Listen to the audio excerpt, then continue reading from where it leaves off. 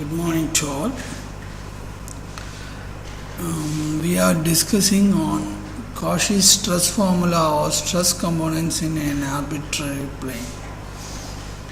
In the K2 syllabus, we are having a subject for S4 mechanical engineering called ME 202 Advanced Mechanics of Solids. In this subject, in the first module itself, there is an important topic which is cauchy stress formula or stress components in an arbitrary plane. Prerequisites to learn cauchy stress formula are 1. Cartesian coordinate system and direction cosines, 2. State of stress at a point in Cartesian coordinate system, then stress tensor at a point. We all know what is Cartesian coordinate system, XYZ axis system. Then state of stress at a point, an infinitesimally small block. Along the 6 faces of the block, there will be stress components along X and Y and Z direction. Some of the stresses are normal stresses and some others are tangential stresses. Stress tensor is defined as the state of stress at a point. State of stress at a point is defined by 9 components of stress, which is defined in the matrix form is known as stress tensor. Usually stress tensor is of rank 2, is called rank 2 tensor since each component is defined by 2 variables ij, which represents the plane of the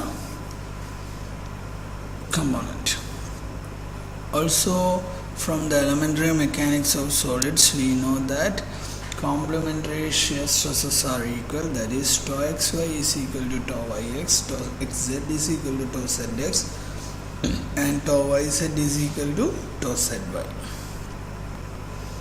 So, derivation of cauchy stress formula or components of stress vector on an arbitrary plane.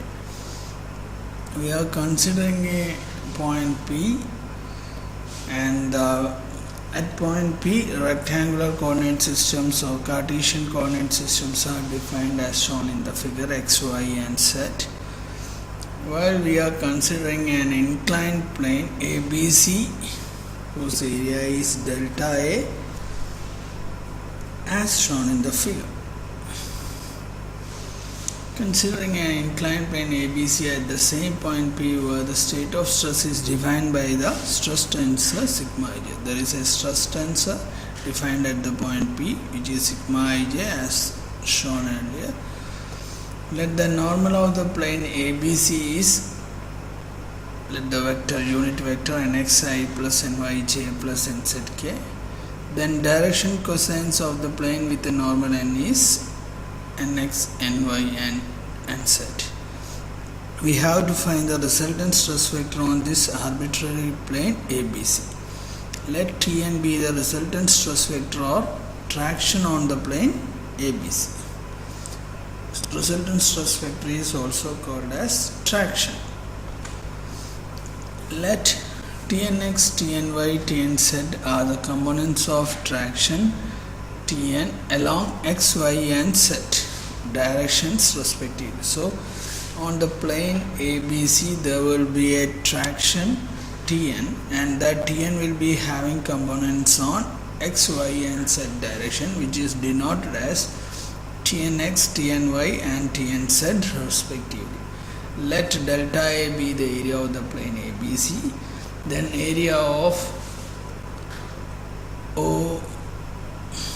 OBC, here it is PBC, okay, let it be P or O. OBC is equal to delta A into Nx. Similarly, area OAC is equal to delta A into Ny. Similarly, area OAB is equal to delta A into Nz. That means finally the projection of area on the respective planes will be given by multiplying the area of ABC with the corresponding direction cosine of the normal of the area, ABC. By considering the force equilibrium along x, y and z direction, we can derive the corresponding components of traction along x, y and z direction respectively. By considering the equilibrium of this triangular element or this prismatic element, we can find out the traction components of traction vector on plane ABC. Force equilibrium along x direction, the component of stress vector along x direction into area will give the force along x direction, and which will be equal to the already defined stress tensor components. Sigma xx is the normal stress in the direction of negative x-axis. Therefore, sigma xx into delta A into nx gives the force along x direction because of the normal stress sigma xx. Similarly, tau xz into delta A into nz plus tau xy into delta A into ny. Finally, cancelling delta A term on both sides, we will get Tnx is equal to sigma xx nx plus tau xz nz plus tau xy ny. Similarly, we will get Tny is equal to sigma yy ny tau zy nz tau xy nx, and Tnz is equal to sigma zz nz tau xz nx plus tau yz ny. Finally, we have the three stress components of traction vector or resultant stress vector on the plane ABC as Tnx is equal to sigma xx nx plus tau xy ny plus tau xz nz. Tny is equal to tau xy nx plus sigma yy ny plus tau yz nz. Tnz is equal to tau xz nx plus tau yz ny plus sigma zz nz. These three set of equations are known as Cauchy stress formula. Finally, Cauchy stress formula helps us to find the stress vector on an inclined plane if the state of stress at the point is already defined, and if we know the direction cosines of the inclined plane, we can find out the stress vector on that particular plane and its components along the already defined x, y and z directions. If Tn is the resultant traction vector or stress vector on a plane ABC, then we have find the resultant traction vector will be the square of resultant traction vector will be equal to the sum of the squares of its components. If sigma and tau n are the normal and tangential components of stress vector or traction on the plane ABC, then we have Tn square or traction vector square is equal to normal square plus tangential square, that is sigma n square plus tau n square. Normal component of stress vector traction is the projection of vector Tn along the normal n, or it is the sum of the projections of components of stress vector Tn on normal n. So finally, to find out the normal component of stress vector on the plane ABC, it will be the projection of each components on or along the normal vector, that is sigma n is equal to nx tnx plus ny tny plus nz tnz. Also, tangential stress on the inclined plane will be obtained by resultant vector square minus normal vector square.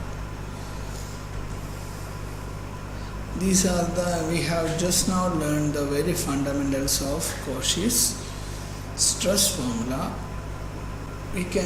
Let's try to solve this problem A rectangular steel bar having a cross section of 2 cm into 3 cm is subjected to a tensile force of 6,000 Newton in the axial y direction. Determine the normal and shear stresses on the following planes, whose direction cosines of the normal is given below. So it is given, there are three direction cosines of three planes are given, and we already know the loading condition. From the loading condition we can find the state of stress at that particular polar point. If state of stress at a point is known, we can find out the stress vector in any inclined plane. If we know the stress vector, we can find the normal component of stress vector and tangential component of stress vector. Thank you.